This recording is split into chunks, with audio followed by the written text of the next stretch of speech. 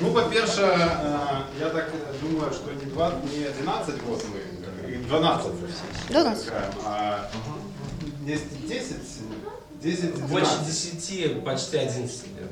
Так. Ну не почти 10,5, скажем так. Вот. Вы со школы, да? Не, мы просто хорошо сохранились. На самом деле, да. Нет, не со школы, не одноклассники. Ну, если вкратце. Группа начиналась с дуэта. То есть, вот как мы сейчас играем две гитары, в принципе, с этого она и начиналась когда-то, но играли другие люди, не мы. Участники дуэта были абсолютно. Да, дуэт был другие люди, то есть это Александр Шамовка, который у нас сейчас играет на бас-гитаре, и Александр Деркач. В принципе, всю идею группы придумал как раз-таки Александр Деркач, то есть он очень увлекался Битлз и вот хотел играть Битлз. И вот нашел Сашу через интернет, и они вместе вот так, две гитары, начали раскладывать голоса, там вдвоем петь, немножко выступать. Вот. И потом как-то так достаточно случайно мы встретились, ну я лично, допустим, играл тоже еще в школе, но другую музыку, не Битлз, в других группах. И как-то наши пересеклись жизненные пути вот с Сашей Деркачем. И у меня еще друг есть, Павел Терешковец, он играл на барабанах в нашей группе. И они как-то пришли к нам на репетицию, и мы просто сыграйте нам Битлз вдвоем, что-то под гитару. Мы дали им гитары, они вдвоем сыграли, и нам так это понравилось. И мы сказали, а давайте вот я буду на соло-гитаре, Павел на барабанах, и сделаем не дуэт, а сделаем группу. И ну так, собственно говоря, группа Apples появилась. Первый концерт мы дали в ДК МТЗ. Это был концерт, посвященный 40-летию альбома Abbey Road группы Beatles в 2009 году, да. Ну, в конце года. Это был октябрь месяц. Октябрь месяц, да. Вот, и как-то у нас достаточно хорошо было. Ну, там такой был сборный концерт, там была группа Flat, мы и еще какая-то группа, я уже не помню. Ну, как-то зашло так хорошо, прям так интересно. Я лично для себя только, наверное, на тот момент по-настоящему открыл группу Beatles. Ну, я знал эти песни, но я их так вот не играл никогда и так глубоко не погружался. Но я как вот начал их слушать, я понял, что это истоки всего просто. Вот всего, что у нас сейчас есть, ну, я имею в виду поп-музыку, эстраду. Вот, там прям, ну, вот все есть, что, из чего потом вот выросло вот это вот все, что на сегодня мы имеем. Вот, и потом мы играли где-то, может быть, год, выступали на разных там вечеринках. Но потом произошел там конфликт небольшой в группе, и Саша Деркач решил уйти из группы.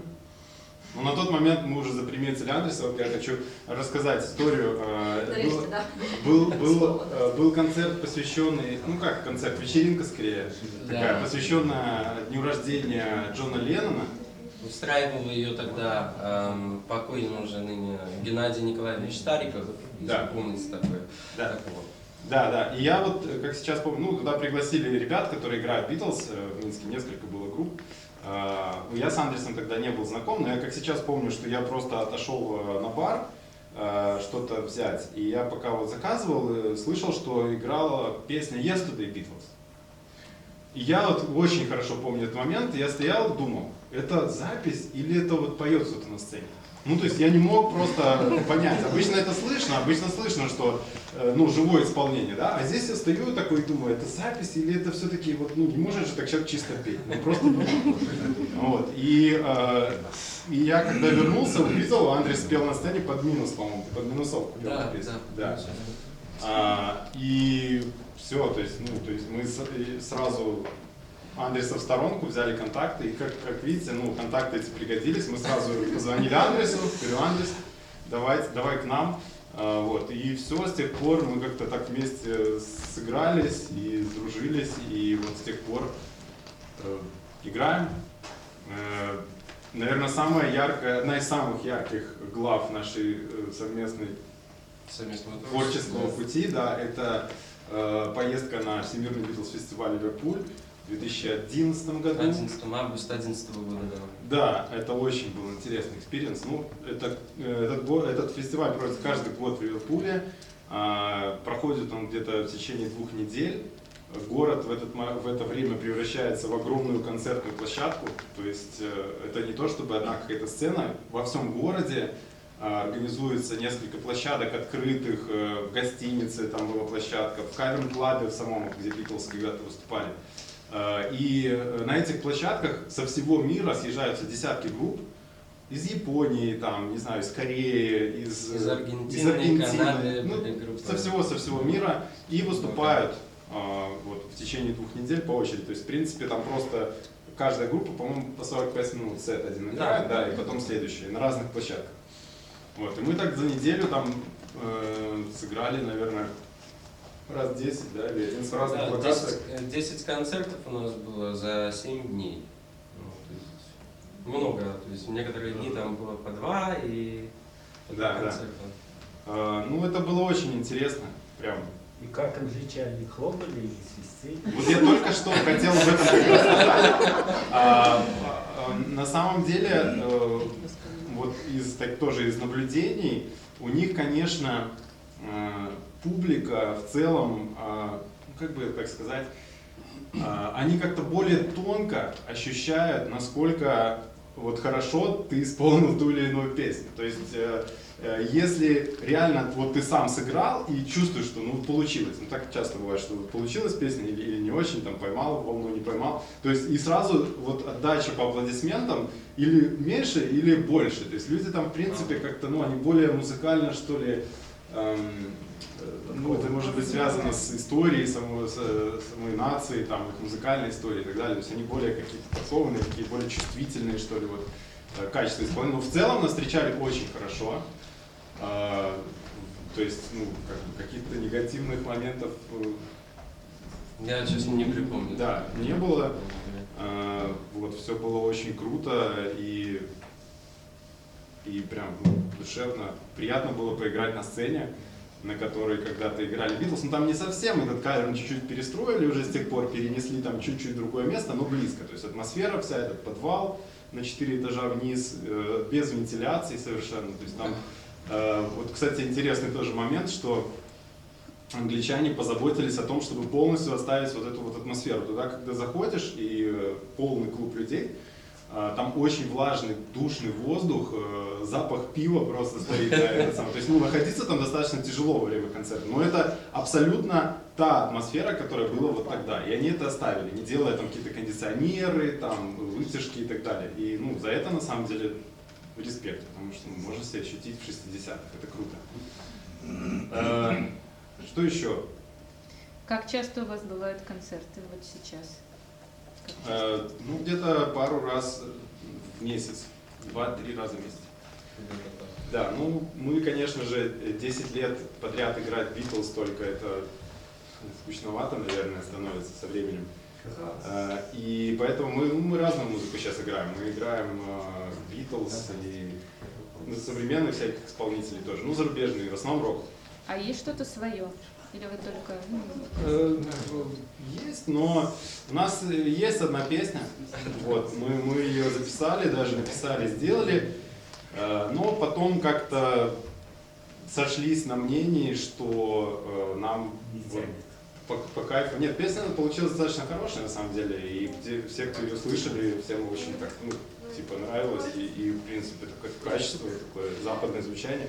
Но просто мы пришли к какому-то такому выводу, что для того, чтобы писать свои песни и записывать, ну, этому нужно уделять много времени и сил, на самом деле, чтобы получить хороший результат, который не стыдно там показать, условно. И каждый из нас, в принципе, ну, не готов, наверное, был уделять столько времени этому, потому что ну, сочинить песню — это действительно такой достаточно тяжелый процесс. Это не то, чтобы ну, вот раз и ну, так не бывает.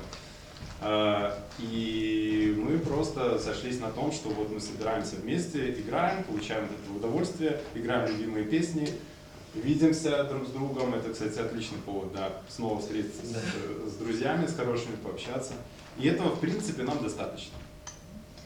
Скажите, а музыкальное образование у вас есть, или вы вот как-то сами к этому пришли? Ну, вот есть просто много людей, которые сами начинают учиться играть на гитаре, петь что-то, или все-таки музыкальное у вас тоже есть образование?